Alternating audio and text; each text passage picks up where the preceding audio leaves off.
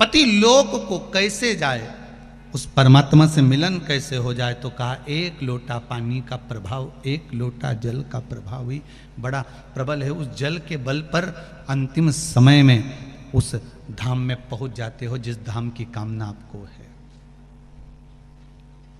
पांचवा प्रश्न वृंदा कर रही है, बड़ा भारी प्रश्न है वृंदा का।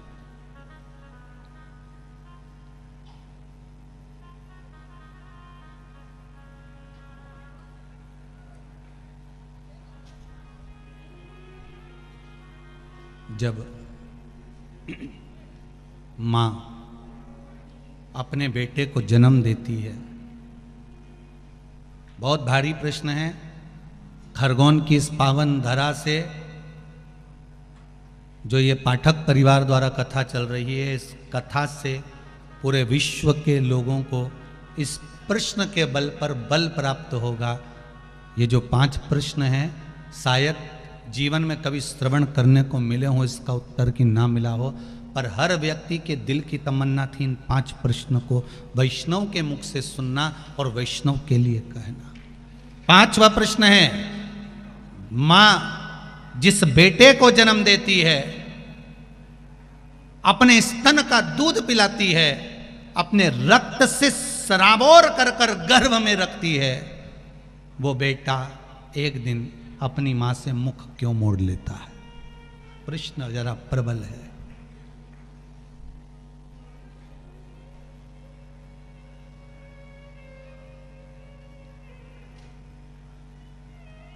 थोड़ा भारी प्रश्न है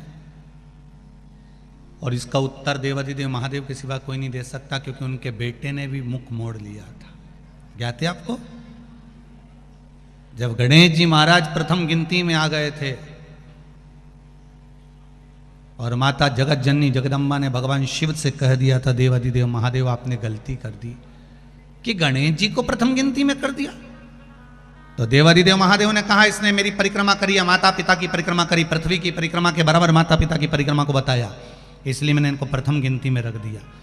तब माता पार्वती जी बोली, गणेश जी चूहे पर गए थे, कार्तिकेय मोर पर गया था, गणेश जी ने चतुरता करी, अपने माता पिता की परिक्रमा कर ली, और एक बेटा जो मोर पर बैठकर परिक्रमा करने गया है वो आएगा तो दुखी होगा, आपने तो ये गलती करी। तो देवाधिदेव महादेव ने कहा, फिर करें क्या? इतने में माता पार्वती ने कहा देवाधिदेव महादेव से, भोलेनाथ आपने अपने पुत्रों के सम्मुख में एक गलती कर दी कि एक बेटे ने बुद्धि का परिचय दिया और उसको प्रथम बना दिया, और दूसरा बेटा अपने शरीर से परिश्रम कर कर परिक्रमा कर कर आ रहा है, उसको प्रथम नहीं बनाया। मैं आपसे आज एक वर मांगती हूं, अगर देना चाहें तो दे दीजिए। शंकर जी ने कहा, मांगो पार्वती, कौन सा वर चाहिए? माता पार्वती ने कहा, वर दीजिए, आप बिल्कुल भोले हो, आप बिल्कुल सरल हो, आपके बराबर दुनिया में कोई भोला हो ही नहीं सकता, कि बेटे ने तुम्हारी परिक्रमा करी और तुमने उसको पूरी तिजोरी की चाबी सौंप दी। बेटे ने परिक्रमा करी और तुमने उसको पूरी प्रॉपर्टी सौंप दी, पूरी जायदाद दे दी, और एक बेटा जो शरीर से परिश्रम कर रहा है वो नहीं दिख रहा।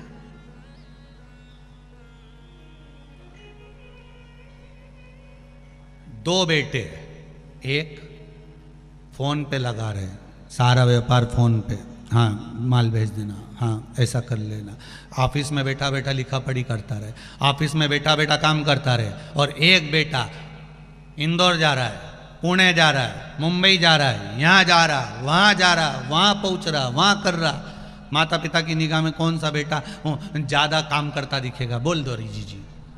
अरे बोलो बोलो, तुम तो बोल, पीछे मटो तो निमाड़ी हो, यहाँ तो मिर्ची के लिए बोल दिया तो भाई बोलवा में कहीं जाए। तुम घबराना वबराना नहीं, तुम तो बोलो। सबको क्या लगेगा, ये बेचारा वहां जा रहा है, वहां जा रहा है, घर छोड़ रहा है, परिवार छोड़ रहा है, काम तो सारा यही कर रहा है, और दूसरा वो तो मोबाइल पर लगा। पर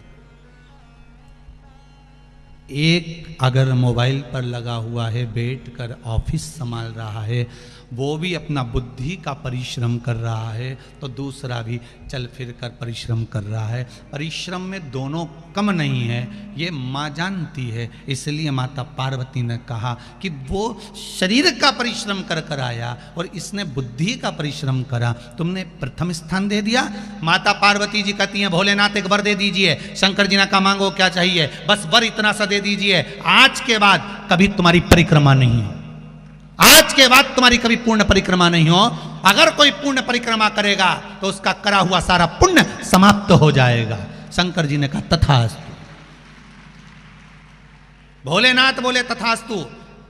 इसलिए पार्वती ने कहा, आपकी आधी परिक्रमा होगी। जहां से चले थोड़ी दूर तक घूमे, जहां से जल निकलता है उसको पार नहीं किया गया, वापस घूमकर वहीं से आ गए। आपकी आधी परिक्रमा होगी, क्योंकि हम भोले इतने हो, कोई परिक्रमा लगाकर चले गया तो तुम दे दो। तुम्हारे तो वचन, लंका अधिपति रावण ने आकर कह दिया था कि प्रभु सोने की लंका दे दो, दे दी। एक दिन उसने कह दिया पार्वती जी को दे दो, निकल ले जा जा।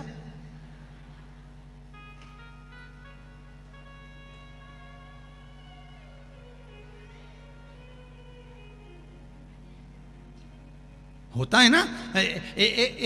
एक डॉक्टर ने, मरीज गया और मरीज ने डॉक्टर से कहा, डॉक्टर साहब मैं बड़ा टेंशन में रहता हूँ, बहुत परेशानी है जीवन में। तो डॉक्टर समझा रहा था उसको, बहुत प्रेम से समझा रहा था कि देखो दिन भर भले तुम टेंशन में रहो, परंतु रात को टेंशन लेके बिल्कुल मत सोना,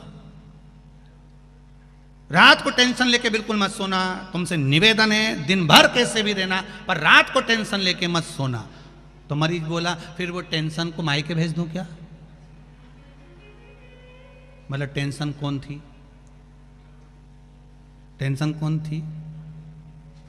उसको मायके भेज दूं? तो डॉक्टर बोला, भैया तू अपने घर जा, मेरी लड़ाई मत करा देना, तू अपने घर जा। मांगा देवाधिदेव महादेव, वही बात सामने जो प्रश्न था ना एक सम्मुख में कि वही चूहेदानी में चूहा सोता है, साबुनदानी में साबुन, फिर मच्छरदानी में इंसान क्यों सोता है? तो गुरु ने मच्छर से कहा, उसका केवल एक कारण है कि ये काम, ये लोभ, ये विषय, ये आसक्ति, ये वासना, ये तृष्णा के मच्छर अंदर प्रवेश ना करें। इसलिए शिव महापुराण रूपी ज्ञान की मच्छरदानी लगाकर चैन की नींद सोइए, ये प्रवेश नहीं करें। मनुष्य सेफ्टी के लिए, अपने लिए सेफ होकर ज्ञान की मच्छरदानी में सो।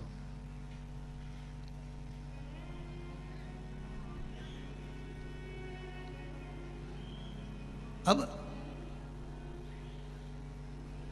वर दीजिए मुझको कि आपकी कभी पूर्ण परिक्रमा नहीं होगी। शंकर भगवान ने कहा, तथास्तु, मेरी पूर्ण परिक्रमा नहीं होगी, तूने वर मांगा है, दे देता हूं।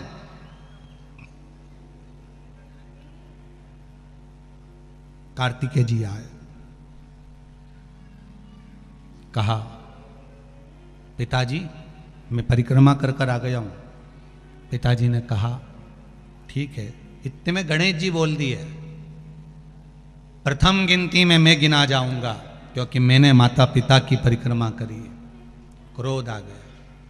कार्तिकेय जी उसी समय पर समझाए, भोलेनाथ जी खूब समझाया माता पार्वती जी ने, पर कार्तिकेय नहीं माने। और कार्तिकेय श्री सेलम पर चले गए और श्री सेलम पर जाकर कार्तिकेय बाबा उस श्री सेलम में जाकर विराजमान हो गए, जिनका नाम मल्लिका अर्जुन हो गया। क्या नाम पड़ गया भगवान का? मल्लिका अर्जुन।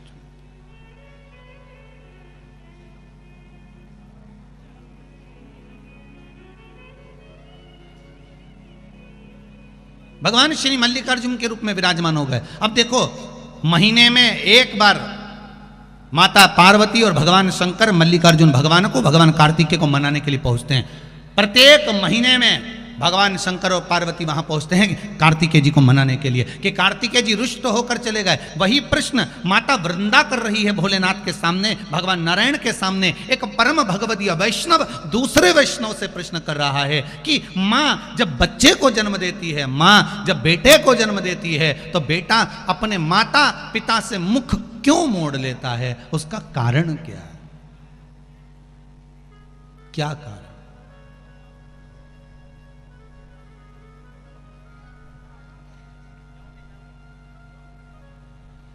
पर कई घर ऐसे भी हैं जिसमें माता पिता से बच्चे मुख नहीं मोड़ते। भाई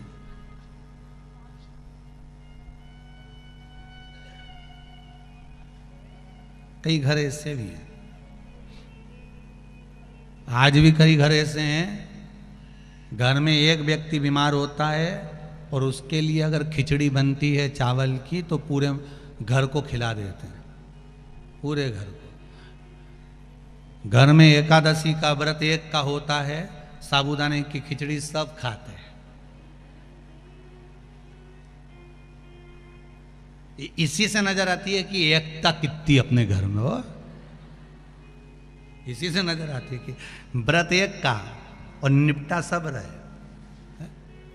इससे समझ में आ जाता है कि हाँ ठीक है।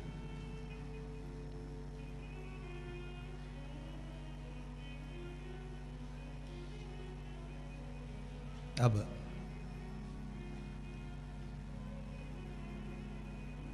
ऐसा नहीं कि सभी घर में, वृंदा का जो प्रश्न है बड़ा सुंदर प्रश्न है कि माता से पिता से बच्चा मुख क्यों मोड़ लेता है। जिसको दूध पिलाया, जिसको जन्म दिया, जिसको सम्मुख रखा, वो मुख क्यों मोड़े। शिव कह रहे हैं ऐसा नहीं। वृंदा देवी, दो कारण हैं जिसके कारणवश घर में बेटे का जन्म होता है और उस जन्म का भाग माता पिता को प्राप्त होता है। दोनों बातों को अच्छे से समझ लीजिएगा कि घर में एक बेटा एक बहू आपकी सेवा कर रहे हैं और घर में अगर बेटा बहू आपकी सेवा नहीं कर रहे हैं तो उसका फल क्या है। माता वृंदा ने कहा कि माँ जब दूध पिलाती है, माँ अपना रक्त दे देती है, तो फिर बच्चे मुख क्यों मोड़ लेते हैं। शंकर जी कह रहे हैं सुनो वृंदा, ये गौ सेवा का भाग है। धेनुमानस में, गरुड़ पुराण में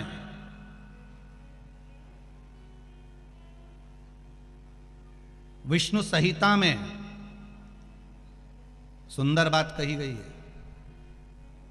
यदि आपने गौ माता को रोटी दी है, प्रेम से सहलाया है, ताजा भोजन जानते हो, घर में रोटी बनी, पहली रोटी किसकी बनती है? गाय की। रोटी बनी, सबके जीवने से पहले रोटी गाय को दी है और मान लो वही रोटी फ्रिज पे रख दी, फिर डब्बे पे पड़ी रही, सब ने जीम लिया, तब पन्नी में पॉलीथिन में टंगी रही। शाम को 4-5 बजे गाय आई, तब उसके मुंह में रोटी जब ठंडी कल्ली बासी सब हो गई, तब उसके मुंह में दी। उसका फल और ताजी रोटी का फल जरा ध्यान से देख लीजिएगा, समझना इस कथा को बहुत ध्यान से। पूर्व के प्रारब्ध के अनुसार हमारे बच्चों का जन्म होता है वृंदा, पूर्व के प्रारब्ध के अनुसार हमें हमारी संतान प्राप्त होती है। अगर किसी गौ माता की सेवा करी है, गाय को एक रोटी दी है, गाय को चारा दिया है, गौ माता की सेवा करी है, किसी की सेवा में अगर तुम लगे हो, किसी जीव को, चाहे वो चींटी हो, चाहे वो कौवा हो, चाहे वो पक्षी हो, चाहे वो पशु हो, किसी जीव को अगर तुमने ताजा भोजन दिया है और उसकी सेवा प्रेम से करी है, तो तुम्हारे घर में जो बेटा जन्म है, तुम्हारे घर में जो बहू आती है, वो तुम्हारी सेवा में तल्लीन रहती है महाराज। और अगर तुम्हारे दरवाजे पर गाय आई, तुम्हारे दरवाजे पर जीव आया, तुमने एक बार रोटी दे दी और रोटी देने के बाद दूसरी बार उसको डंडा लेकर भगा दिया, तुमने गाय को ढप मार कर भगा दिया, गाय दरवाजे से भूखी चली गई, कहीं तुमने डंडा मार दिया, कहीं उसको अपशब्द कह दिए, कहीं चिल्ला के बोल दिए हाओ अभी तो दी थी रोटी, फिर आ गई, अब मत दे, क्या मना कर रही हूं ना, अंदर रख दे छोरा, बार बार रोटी देगा क्या, अभी दी तो थी। और घर में चिल्ला चोट करे, बड़बड़ाए, गाय को देखकर जब एक बार दे दी ना, बार बार देंगे क्या, जान दे उसको, जा डंडे से भगा दे, जा उसको पूंछ दबा के भगा दे, पानी डाल दे, जा उसको जो अंदर घर में गाय दरवाजे पर खड़ी है, और एक बार रोटी देने के बाद तुम्हारा मुख बड़ बड़ बड़ बड़ करे, समझ लेना ऐसा ही बेटा और ऐसी ही बहू तुझे मिलने वाली है। जब तुझे रोटी देंगे तो बड़ बड़ बड़ बड़ करे, वही समझ। इसलिए होशियार हो जाओ खरगोन वालों। वो क्या बोलते, सावधान इंडिया, सावधान। फिर वही वाली बात आ गई, मत बुरे कर्म कर बंदे वरना पछताएगा, भगवान की आंखों से तू बच नहीं पाएगा, तू बच नहीं पाएगा। अरे ओ अज्ञानी मत करना दान। क्यों भटके भाई, किस लिए भटकना? अरे एक मीराबाई की सहेली ने मीराबाई से कह दिया था, मीराबाई की सखी बोली है, मीरा तेरे दादाजी तेरे परिवार वाले मालूम है तेरे को, वो राणा के साथ तेरा ब्याह कर रहा है, राणा के साथ।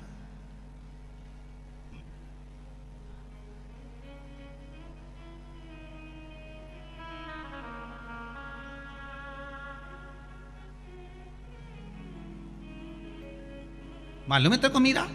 मीराबाई ने कहा मेरे परिवार वाले मेरा ब्याह, अरे मेरी माँ को तो मालूम है कि जब एक दूल्हा निकल कर जा रहा था तो मैंने माता से पूछ लिया था ये कौन जा रहा है और डोली में कौन जा रही, तो मीरा की माँ ने कह दिया था ये दूल्हा है वो दुल्हन है। तो मैंने माँ से जिद करी थी, माँ मुझे दुल्हन बनना है, मेरा दूल्हा ला। और मेरी माँ ने मुझे लकड़ी की, एक पत्थर की, एक कांट की, एक भाटा की, एक मूरत मुझे ला कर दे दी थी पत्थर की। वो मूरत से मेरी लगन लग गई, तो अब दूसरी लगन कहाँ लगाऊंगी बता। अब क्या?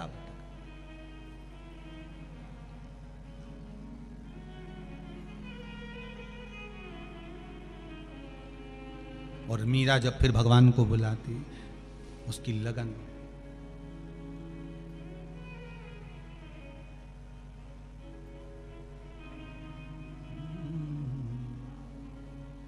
मेवतड़ी बुलावे थाने, मीराबाई बुलावे, आजा मनमोहन मीरा मेवतड़ी बुलावे, आजा मनमोहन मीरा मेरे ता बुलावे, मीरा बुलावे थाने तसी समझावे रे, आजा मनमोहन मीरा मेवतड़ी बुलावे, आजा मनमोहन मीरा मेवतड़ी बुलावे। आओ से दोनों हाथों से,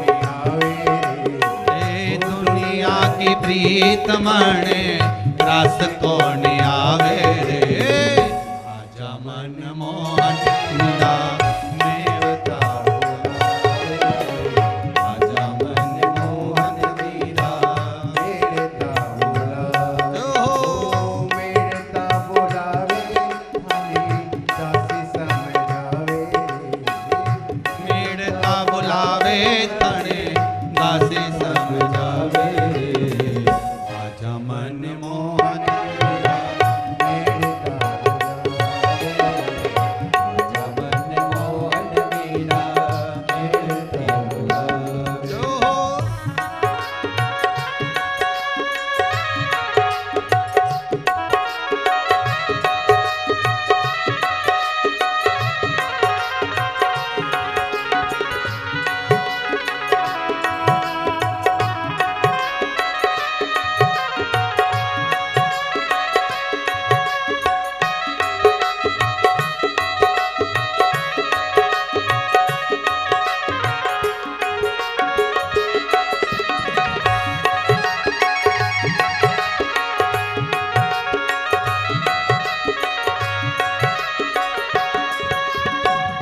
पत्थर निकाये मुझे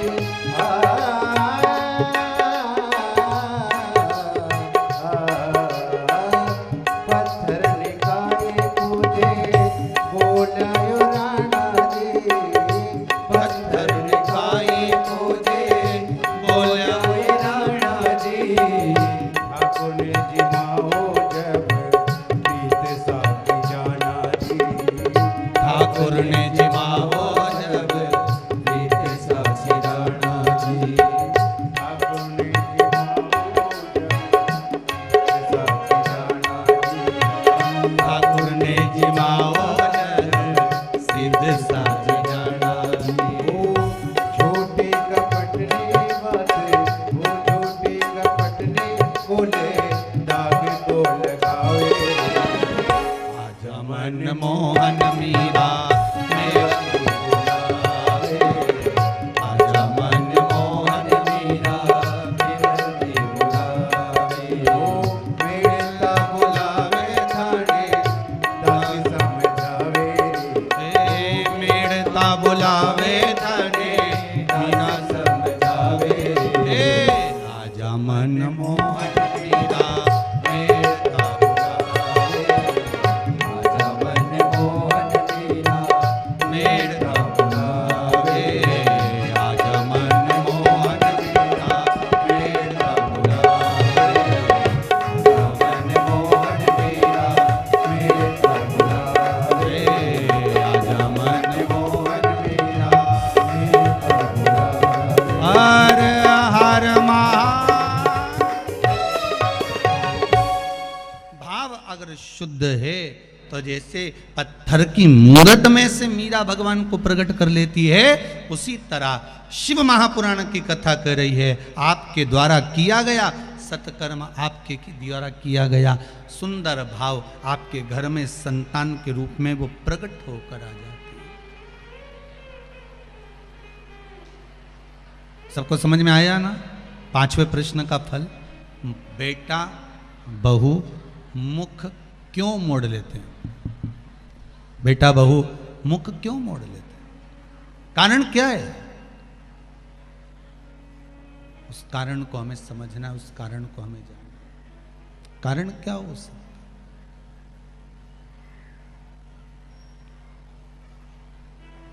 गौ माता को अगर रोटी दी है, गौ माता की चाकरी करी है, गौ माता को अगर कुछ प्रदान किया है, गौ माता को अगर कुछ दिया है, प्रेम से आपने गौ सेवा को तत्पर माना है, तो घर में जो संतान होगी ना, वो भी सुख देने वाली है। और अगर आपने जरा सा घर में क्लेश रखकर अगर कुछ करा है, शिव महापुराण की कथा तो यहाँ तक कहती है, अगर आपके घर के लोग मना करें कि शिव पुराण में मत जा, लड़ाई करे, झगड़ा करे, तो आपसे हाथ जोड़ के निवेदन है, जी जी हो खरगोन वाली, अपने घर में ही अपन भले आस्था चैनल चालू करो, 1 बजे से 4 बजे तक टीवी पर ही कथा देखो। टीवी चलाने को भी मना करे तो मोबाइल पर देख लो, और मोबाइल चलाने को भी मना करे तो श्री शिवाय नमस्तुभ्यम घर में बैठ के जपते रहो, भगवान का स्मरण करते रहो, भजन करते रहो, कीर्तन करते रहो।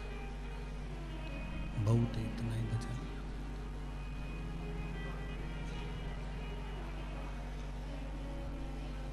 बहुत है। और उतने में ही फल की अनुभूति हो जाएगी आपको, उतने में सुख की अनुभूति हो जाएगी आपको। शिव महापुराण की कथा कर रही है। जब मन में ऐसा लगे कि शिव है कि नहीं,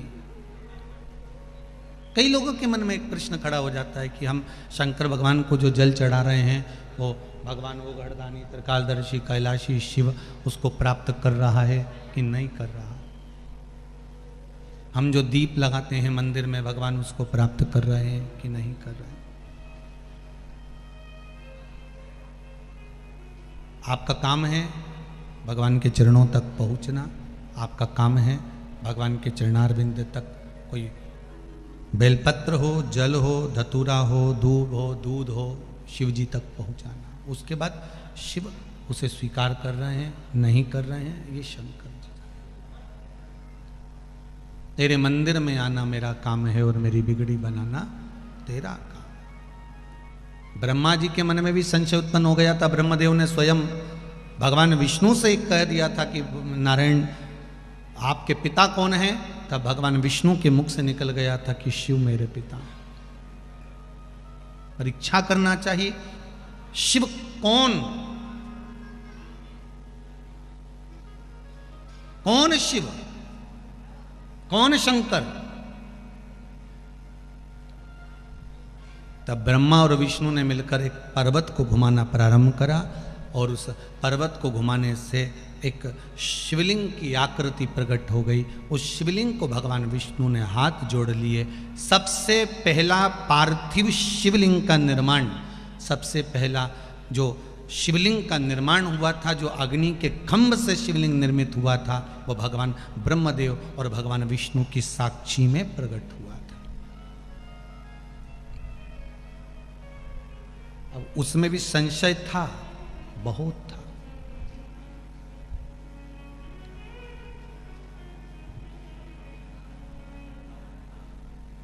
कई बार हमारे मन में भी आ जाता है कि हम भगवान का नाम रट तो रहे हैं, हम भगवान का नाम ले तो रहे हैं, क्या भगवान हमारे मंत्र को, क्या भगवान हमारे नाम को, क्या भगवान हमारे भजन को स्वीकार कर रहे हैं कि नहीं कर रहे हैं।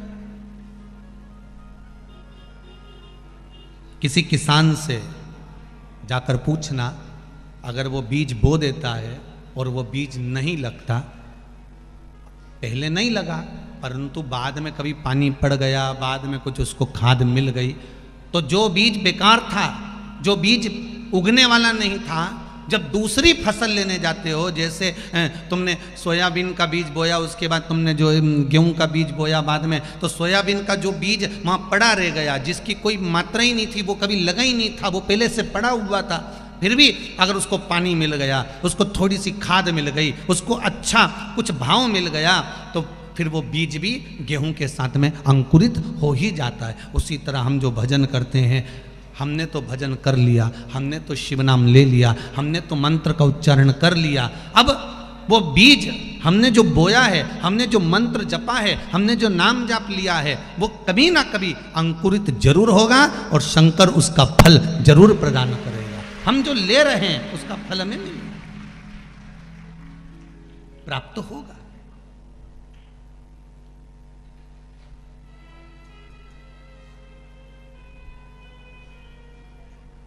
हाँ, कभी कभी गड़बड़ी हो जाती है, कभी कभी हो जाता है। एक बच्चा खो गया, और एक बच्चा जब गायब हो गया तो किसी ने व्हाट्सएप पर उस बच्चे का फोटो डाल दिया और डालकर लिख दिया, ये बच्चा खो गया है, इसको ढूंढो और इसके घर का ये एड्रेस है, छोड़ के आना। ये बच्चा कहीं खो गया है, इस बच्चे का फोटो डाला हुआ है और वो बच्चे को ढूंढना है। और ढूंढा, वो बच्चा रात को अपने घर आ गया। अब बच्चा तो रात को घर आ गया, पर वो जो मैसेज था ना व्हाट्सएप पर, वो जगह जगह जगह जगह चलता ही रहा।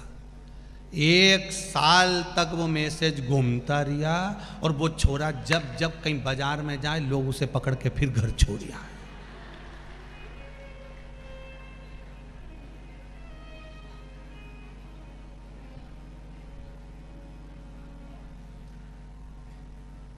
आखिरी में वो लड़के ने नीचे एक लाइन लिख दी कि अब मैं मरने जा रही हूं। तो मोहल्ले के लोगों ने पूछा क्यों मरने जा रहा है? तो कहा मैं जब घर से बाहर निकलता हूँ, रोटी खाने कहीं जाऊँ तो कहीं पानी पीने जाऊँ तो कहीं दोस्तों के साथ खेलने जाऊँ, कहीं का भी मिलता है पकड़ के वापस घर छोड़ जाता है। अब वो खोया हुआ 1 साल हो गया, पर पकड़ने वाले अभी भी तैयार, अभी भी उसको पकड़ पकड़ के घर छोड़ के आ जाता। मंत्र अगर प्रबल है, मंत्र की प्रबलता है, तो वो कहे ना 1 साल पहले खोया था और साल भर से लोग उस व्हाट्सएप पर फोटो घुमाते जाएं और घुमाते घुमाते उसको घर छोड़ कर आते हैं। उसी तरह तुम कितने भी पुराने मंत्र का स्मरण करते रहो, परमात्मा भूलेगा नहीं। आखिरी में तुम्हारे दरवाजे पर आकर तुम्हें उस परमात्मा के द्वार तक पहुंचा ही देगा, उसकी चौखट तक ले जाकर छोड़ ही देगा, उस दरवाजे तक ले जाकर छोड़ ही देगा, प्रदान ही कर देगा। वो शिव है, शंकर है, उसकी आराधना, उसकी भक्ति, उसकी सेवा, उसकी चाकरी सुख प्रदान कर देती है। भगवान ब्रह्मा जी ने कहा, ब्रह्मदेव बोले इस शिवलिंग का सिर कहाँ है, चरण कहाँ है? उस चरण और शीश को हमें देखना है। भगवान विष्णु से ब्रह्मदेव कह रहे हैं कि आप एक काम करिए कि चरण ढूंढने के लिए जाइए, मैं शीश ढूंढने के लिए जाता हूँ। भगवान विष्णु चरण ढूंढने के लिए नीचे की ओर चले गए और भगवान ब्रह्मा शीश ढूंढने के लिए ऊपर की ओर चले। ब्रह्मा जी ऊपर जाते जा रहे हैं, भगवान विष्णु नीचे जाते जा रहे हैं। चरण ढूंढने जा रहे हैं, वो शीश ढूंढने के लिए जा रहे हैं। महाराज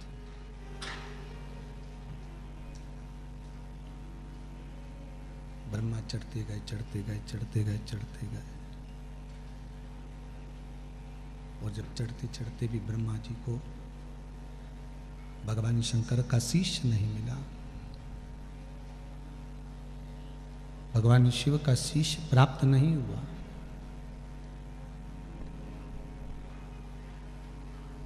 सामने एक केतकी का पुष्प दिखा। उस केतकी के पुष्प को ब्रह्मा जी ने हाथ में लिया और लेते से ब्रह्मा जी ने कहा, सुनो केतकी, तुम हमारे साथ में चलो और नीचे चलकर भगवान विष्णु के सामने कह देना कि ब्रह्मा जी को शंकर भगवान के शिवलिंग का शीश मिल गया। केतकी ने पूछा कि मैं झूठ क्यों बोलूं? भाई व्यक्ति झूठ जब बोलता है जब उसका कोई भला होने वाला होता है।